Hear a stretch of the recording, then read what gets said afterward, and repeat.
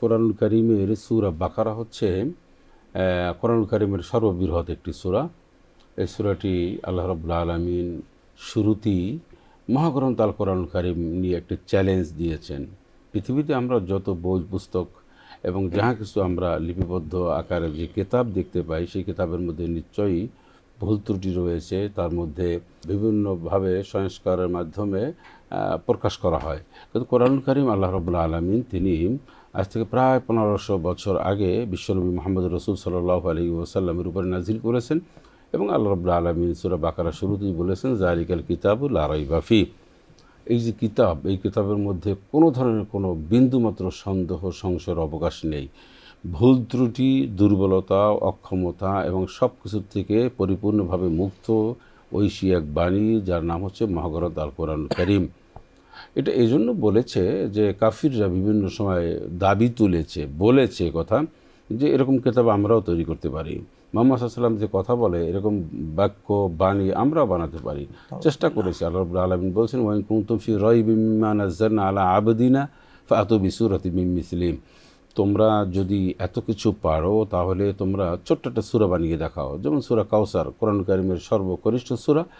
কাফিররা যারা ছিল সকল স্কলাররা একত্রে মিলে তারা চেষ্টা করেছে যে একটি সূরা বা একটি আয়াত নাজিল করা যায় কিনা, কিন্তু তারা বহু চেষ্টার পরেও ব্যর্থ হয়েছে। তারা বলছে লাইসা হাযা মিন কালামিল বাশার, না, এটা কোনো মানুষের তৈরি করা কোনো কিতাব নয় বা বাণী নয়। এখন আল্লাহ রাব্বুল আলামিন বলছেন যে এই কিতাবটা আমি, এটার কোনো ধরনের কোনো সন্দেহ নেই, সংস্কার করা যাবে না এবং এর মধ্যে কোনো ভুল ত্রুটি নেই, এটা চ্যালেঞ্জ দিয়েছেন আল্লাহ রাব্বুল আলামিন। এরপরে আল্লাহ রাব্বুল আলামিন বলছেন এই কিতাব তাদের জন্য যারা আল্লাহকে বিশ্বাস করে, আল্লাযীনা ইউমিনুনা বিল গায়বি ওয়া ইয়াকিমুনাস সালাতা ওয়া মিম্মা রাযাকনাহুম ইউনফিকুন। যারা আল্লাহকে বিশ্বাস করে, অদৃশ্য হচ্ছে জান্নাত জাহান্নাম, আমরা যে আল্লাহকে দেখি না, এটা একটা অদৃশ্য। তারপর আমার ভালো মন্দ তাকদির অদৃশ্য, এরপরে কবরের শাস্তি অদৃশ্য, সব মিলিয়ে সব কিছুর প্রতি আমাদের রয়েছে পরিপূর্ণ আস্থা ও বিশ্বাস। আল্লাহ রাব্বুল আলামিন বলছেন যারা এগুলি বিশ্বাস করে, যারা এর উপরে অবিচল থাকে এবং যারা সালাত প্রতিষ্ঠা করে, তাদেরকে আল্লাহ রাব্বুল আলামিন বলছেন যে আমি তাদের যে রিজিক দিয়েছি, সম্পদ দিয়েছি, সেই সম্পদ তারা ব্যয় করবে। এর মানে হচ্ছে একজন নামাজি ব্যক্তির আর একটা বড় ধরনের বৈশিষ্ট্য থাকতে হবে।